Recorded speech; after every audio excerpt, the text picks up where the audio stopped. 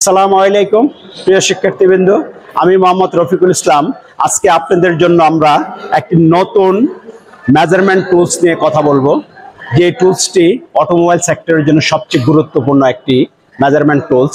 আমি এই টুলসটি ব্যবহার করার পূর্বে আপনাদের সাবস্ক্রাইবার ভাইদের অনুরোধ করব, যারা আমাদের এই চ্যানেলটিতে এখনো সাবস্ক্রাইব করেন নাই, সবাই সাবস্ক্রাইব করুন এবং শেয়ার এবং লাইক কমেন্ট করে আমাদেরকে উৎসাহিত করুন এবং অন্যদেরকে দেখার সুযোগ তৈরি করে দেন।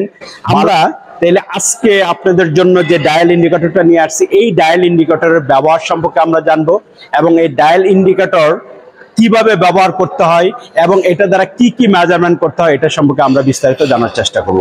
আমরা প্রথমে দেখব যে আমার হাতে যে জিনিসটা, এটাকে বলা হয় একটি ম্যাগনেটিক ডায়াল টেস্টিং ইন্ডিকেটর।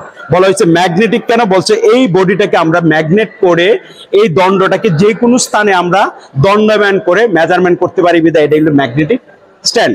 আর এটা হলো গেজ, যেটা দ্বারা মানে ইন্ডিকেট করে, মানে এইখানে বলছে এই ইন্ডিকেটরে টাচিং করে আমরা এই স্কেলের মাধ্যমে পরিমাপটা নির্ধারণ করতে পারি।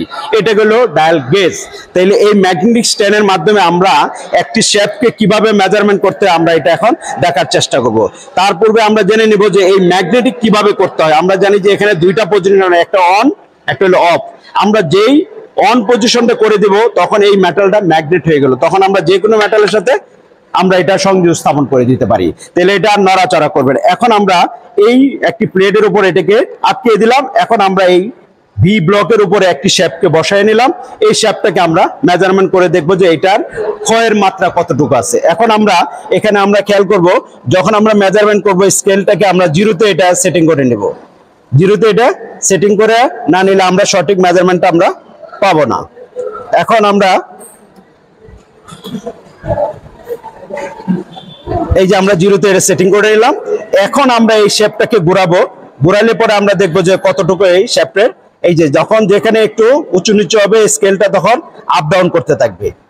এইভাবে আমরা যে কোনো একটি শেপের মেজারমেন্ট করতে পারি এই ডায়াল ইন্ডিকেটরের মাধ্যমে।